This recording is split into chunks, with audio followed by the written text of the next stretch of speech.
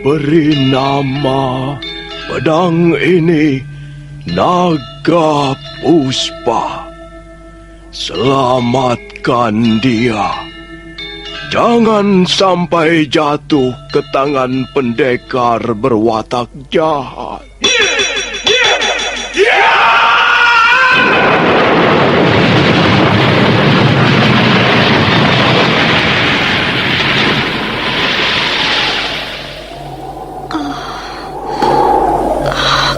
Kakang Kamandanu, kau masih juga tidak percaya. Aku mencintaimu. Mesin, maafkan aku, Mesin. Mesin. Mesin!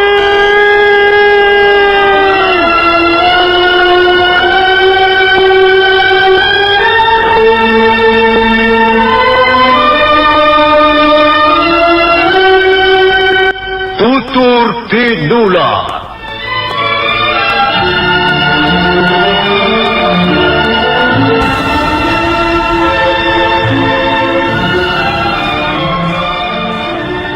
Cerita ini ditulis dan disusun oleh S. Tijab. Teknik dan montase dikerjakan oleh Rudi Tinangon dan Joko SP. Sutradara A.J. Udoro. Kali ini mengetengahkan episode kelima dengan judul Perguruan Lopanda.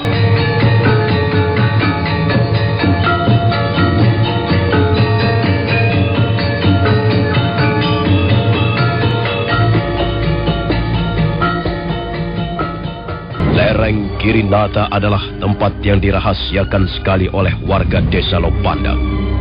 Lereng itu sangat terjal dan sukar dicapai, dan merupakan suatu tempat yang tersembunyi. Di belakang lereng itu terdapat sebuah lapangan yang cukup luas. 4 dinding batu yang tinggi terjal melindungi lapangan itu dari hembusan angin sepanjang musim. Di lapangan itulah, hampir setiap malam, banyak kapuk melatih ilmu kanuragan pada calon-calon prajurit Majapahit. Iya. Terus. Bagus. Terus. Awas.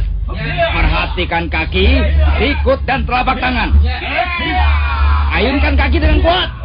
Jangan ditahan. Tapi jaga terus keseimbangan. Iya, begitu. Terus. Bagus. Iya, bagus. Iya. Iya. Coba kau maju ke depan. Iya. Nah. Sekarang kau pasang kuda-kuda yang benar, ya. Ya, begitu. Kau mempunyai tulang-tulang yang bagus. Tapi kulihat gerakanmu masih agak canggung. Coba sekarang kau pukul aku. Jangan sungkan-sungkan. Ya. Kau pukul aku dengan seluruh kekuatanmu. Ayo. Cepat lakukan. Iya. Nah. Bukankah kentara sekali bahwa kau masih ragu untuk lontarkan pukulan? Kau tidak yakin akan kekuatan dan kemampuanmu sendiri. Hal itu bisa merugikanmu dalam setiap pertarungan. Musuh akan segera mengetahui kelemahanmu. Dan jika musuh sudah mengetahui letak kelemahan kita, sudah bisa membaca gerakan kita, maka artinya kita sudah kalah sebelum pertarungan selesai. Perhatikan ini baik-baik. Nah, sekarang coba. Anak-anak dari desa Lopandak berdiri di sebelah sana. Ya. Sana. Ya. Anak-anak dari Hambal di sebelahnya. Nah, kalian anak-anak dari Kapulungan di sebelah timur. Ya. Anak-anak dari Pajarakan, Pongging, dan Jongan di sebelah barat. Gusti.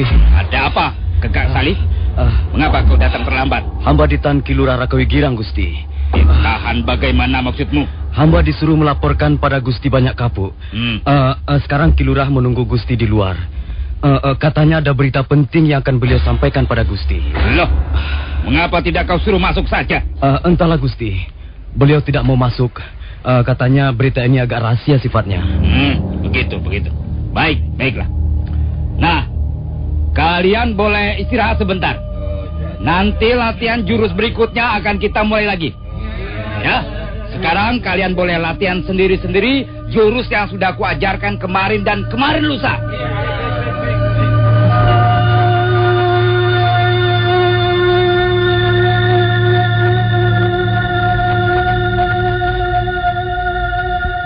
Banyak kapuk kelihatan sangat terkejut begitu mendengar laporan mengenai peristiwa di pagar Gunung Batu.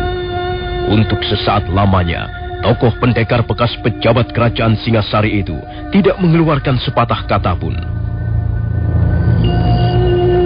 Ya, hamba sangat menyesalkan peristiwa ini, Gusti. Ya, aku juga menyesal, Ki Lurah. Mengapa hal ini bisa terjadi? Akibatnya bisa berbahaya sekali. Bisa menghancurkan seluruh rencana Gusti Sanggrama Wijaya. Nah, lalu sekarang bagaimana dengan Linggapati? Soal Linggapati hamba serahkan pada orang tuanya. Ranadikara, kau bicara sendiri pada Gusti Banyak Kapuk. Ampun Gusti. Hamba mohon ampun atas kelakuan Linggapati anak hamba. Ya, Linggapati, anakmu itu memang punya bakat besar di bidang ulah kanuragan. Tapi sayangnya dia sombong. Dan nampaknya juga kurang bisa mengendalikan dirinya. Hamba sudah berulang kali memperingatkannya, Gusti. Dia memang brutal. Tapi hamba sudah sering kali memperingatkannya. Jangan sombong. Jangan memperlihatkan ilmu yang sudah kau pelajari dari Gusti Banyak Kapuk. Hiduplah sederhana saja. Seperti petani biasa. Tapi anak hamba itu memang bengal. Rupanya dia tidak mau mendengarkan kata-kata hamba. Di mana anakmu sekarang, Ranadikara? Ampun Gusti. Hamba belum berhasil membawanya ke hadapan Gusti. Persoalan ini pasti ada buntutnya. Jaran Lejong pasti melaporkan pada pimpinannya. Baik. Ayo, ikut aku. Ya Gusti.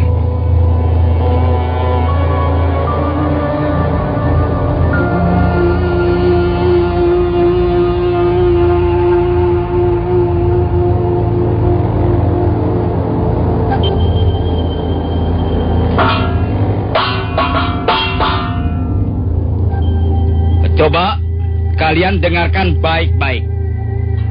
Malam ini ada berita yang sungguh-sungguh tidak menggembirakan untuk kita semua. Baru saja Ki Lurah Rakawigirang melaporkan padaku. Linggapati, anak Ranadikara, dan 8 orang temannya telah melakukan kesalahan yang amat besar yang bisa membahayakan kita semua.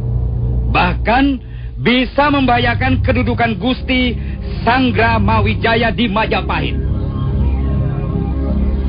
Linggapati dan 8 orang temannya itu telah berani melanggar larangan yang sudah berkali-kali kukatakan di tempat ini. Mereka telah lupa diri. Mereka telah terbawa nafsu hingga timbullah pertumpahan darah. Linggapati dan teman-temannya itu telah berani mencegat 2 orang pendekar Kediri dan menyerang mereka di pagar Gunung Batu. Nah, akibatnya 9 orang menemui ajalnya, termasuk salah seorang di antara 2 pendekar Kediri itu. Ya, kejadian ini benar-benar sangat kusesalkan. Dan sekarang Linggapati kabur. Nah, bukankah ini sikap seorang pengecut? Aku mengajari kalian ilmu kanuragan bukan untuk sombong-sombongan. Bukan untuk pamer. Juga bukan untuk berkelahi murahan. Aku mengajarkan ilmu ini agar kalian nanti menjadi prajurit-prajurit Majapahit yang tangguh. Yang bisa diajak menggempur musuh. Nah, baiklah. Orang yang bersalah wajib dihukum. Tapi aku bisa berbuat apa kalau orang yang harus dihukum nyatanya tidak ada? Gusti, biarlah hamba saja yang mewakili anak hamba. Biarlah Hamba yang memikul hukumannya, Gusti. Tidak, Ranadikara. Bukan kau yang seharusnya dihukum. Akulah yang sepantasnya mewakili Linggapati. Aku orang tuanya, Raka Wigirang. Akulah yang harus menggantikan hukuman itu. Perbuatan tercela yang dilakukan anak adalah menjadi tanggung jawab orang tuanya. Tapi ingat, Ranadikara, aku kepala desa Lopandak. Akulah yang harus bertanggung jawab atas warga desa ini. Aku lebih berhak mewakili anakmu, Ranadikara. Terima kasih, Raka Wigirang. Ketulusan dan sikapmu sangat mengharukan hatiku. Tapi cobalah mengerti keadaanku. Cobalah mengerti perasaanku. Anakku sudah berbuat salah. Dia kabur. Dan sekarang orang lain yang harus menanggung akibatnya. Aku bukan orang lain, Ranadikara. Aku kepala desamu. Akulah yang harus bertanggung jawab atas segala peristiwa yang terjadi di Lopandak. Tidak, Raka Wigirang. Lebih baik aku mati daripada harus menyaksikan kau dihukum gara-gara anakku. Oh, Gusti, biarlah hamba saja yang mewakili anak hamba, Gusti. Hukumlah hamba, orang tua yang tidak becus mendidik anak ini. Hukumlah hamba, kalau perlu bunuhlah hamba. Tidak! Jangan, Ayah!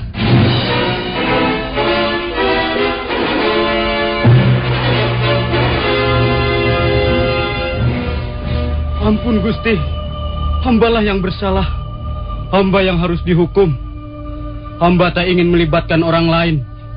Biarlah kesalahan ini hamba yang tanggung sendiri.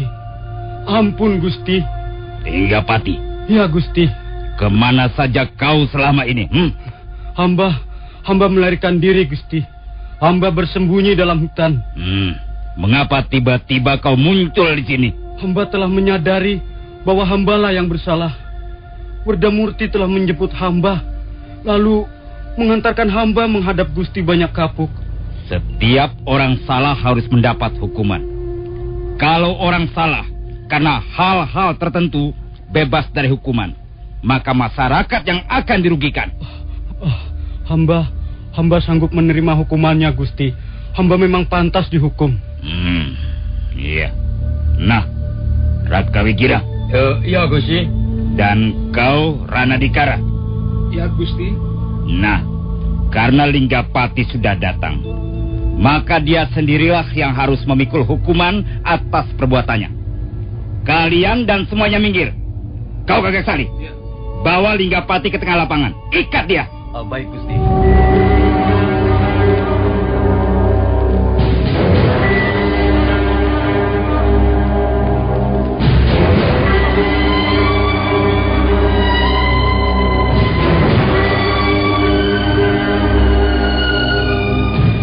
Seorang pemuda berbadan kekar segera membawa Linggapati ke tengah lapangan. Sementara yang lain bergerak menepi. Mereka lalu berdiri berjajar di sepanjang dinding tebing. Linggapati diikat di sebuah tonggak kayu.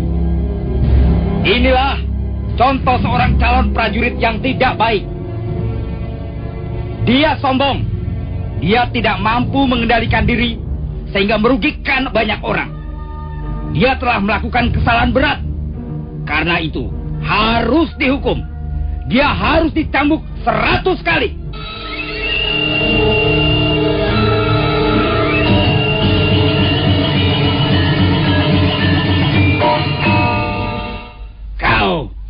Kau maju ke depan. Bukan kau. Kau yang kumaksudkan. Iya. Gadis yang tadi membawa Linggapati yang kumaksudkan. Iya, Gusti. Ini ada rotan hitam. Kau cambuk laki-laki itu supaya jera. Supaya dia tidak mengulangi lagi perbuatannya.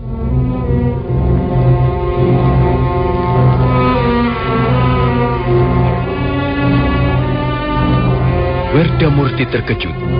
Dia memang yang membawa Linggapati ke lereng Tirinata untuk diserahkan pada Banyak Kapuk.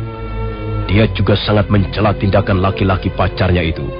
Tapi dia sama sekali tidak menduga bahwa dialah yang ditugaskan menjadi algojonya.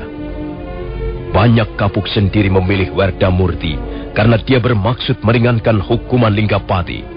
Dia sengaja memilih algojo seorang gadis supaya cambukannya tidak terlalu menyakitkan. Bagaimana? Kau terima tugas ini? Hamba akan menjalankan tugas dengan sebaik-baiknya, Gusti. Bagus, bagus. Nah, kerjakan. Werdamurti menerima cambuk yang berupa sebuah rotan berwarna hitam legam. Biasanya, seorang laki-laki yang kuat sekalipun tidak akan tahan dicambuk 100 kali. Sebelum mencambuk, Werdamurti mendekati Linggapati. Aku harus menghukummu, Kakang. Lakukanlah, Werdamurti. Lakukanlah. Cambuklah aku dengan baik. Cambuklah Linggapati dengan keras. Kau jangan lagi memandang aku sebagai Linggapati yang selama ini kau kenal baik. Pandanglah aku sebagai seorang penjahat yang memang pantas dihukum. Ayo cambuklah aku, Werdamurti. Baiklah, Kakang. Mudah-mudahan kita bisa belajar banyak dari peristiwa ini. Werdamurti lalu mundur 3 langkah. Dan kemudian...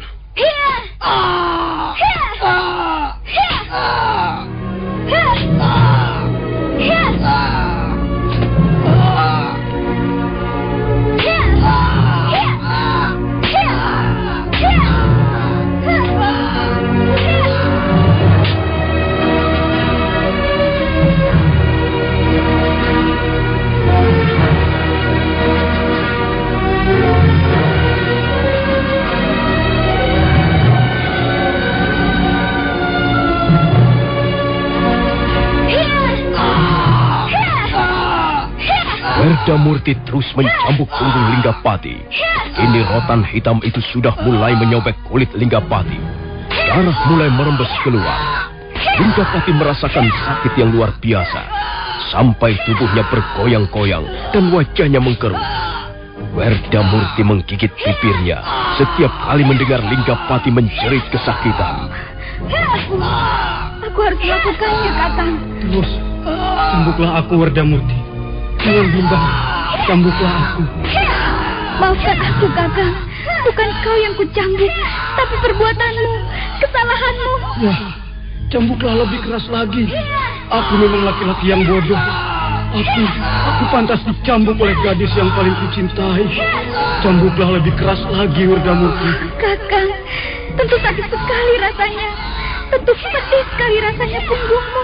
Tidak, Werdamurti. Cambukanmu terasa nikmat. Cambukanmu seperti belayan tanganmu yang mencuci bersih dosa-dosaku. Mendadak, Werdamurti berhenti mencambuk dan gadis itu menjatuhkan dirinya.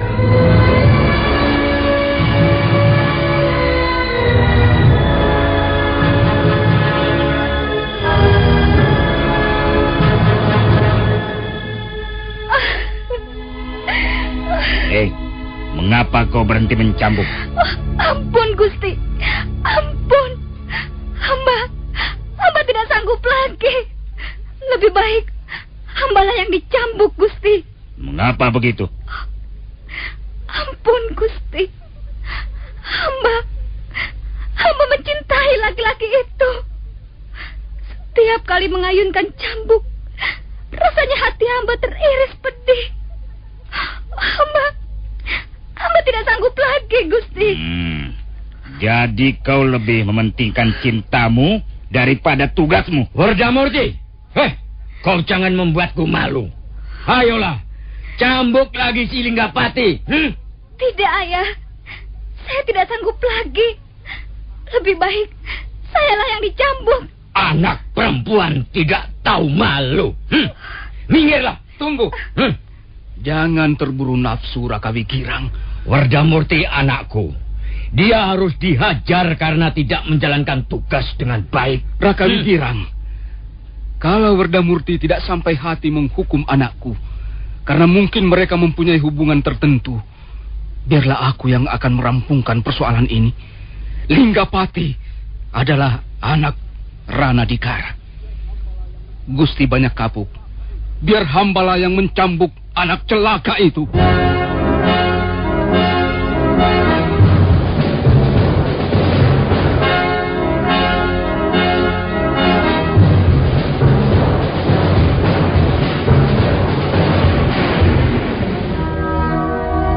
Suasana di lapangan menjadi hening dan sepi.